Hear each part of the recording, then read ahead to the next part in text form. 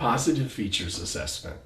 Now, if you're doing this in order, you just did the bad stuff, and maybe you're even depressed from it.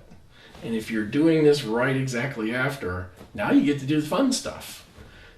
This is a blast when we do it in the live workshop, because everybody gets to recognize that bipolar isn't all bad. They get to really see the reasons that life is thrilling for us sometimes. We get to see some of the charms, some of the excitements, some of our really great strengths, some of our assets, and the features of our condition that are good for us, that are positive, and even positive to the people around us. It's why people are attracted to us, is because these features are part of the condition.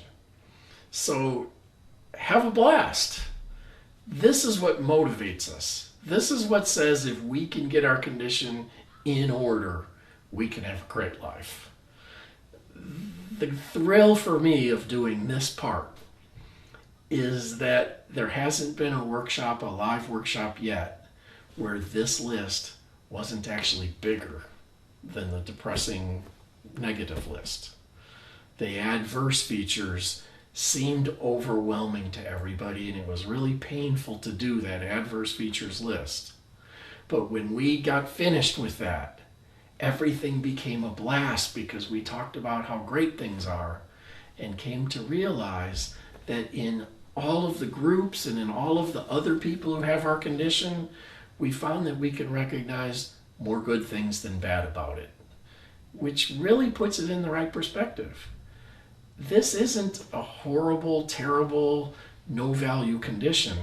This is a combination of good and bad things. We really need to recognize those goods to give us that strength and motivation that says we can make a good life out of this. If we could then look at that good list and bad list side by side, and in our workshops we have a wall of shame and a wall of pride. And we look at those two lists, we say, now I'm looking at the whole picture. I'm looking at both sides, the good side, the bad side, and I'm seeing that it's more than we formerly thought. This condition is a combination of good and bad traits. And the real game is take things from the bad list and either remove them entirely or move them to the good list. And that's the game we're about to play.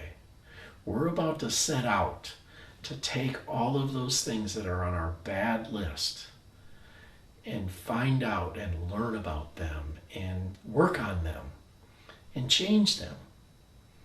And like I say, we're going to get rid of some of them, but some of them we're just going to transform into our strengths, into our skills, into our insights, into our good list. So a good and bad list is a difficult start when we're doing the bad thing. It's a fun start when we're doing the good things. And then there's this responsibility to look at both of them and say, I'm looking at the whole picture. I see that my condition is much more complex and much more balanced than I originally thought.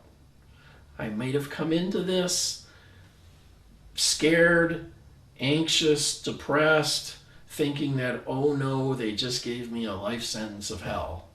And I found out by looking a little bit deeper that there's some hellish parts, there's some heavenly parts.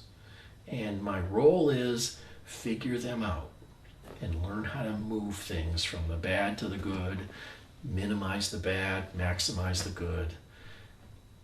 This gives us the framework.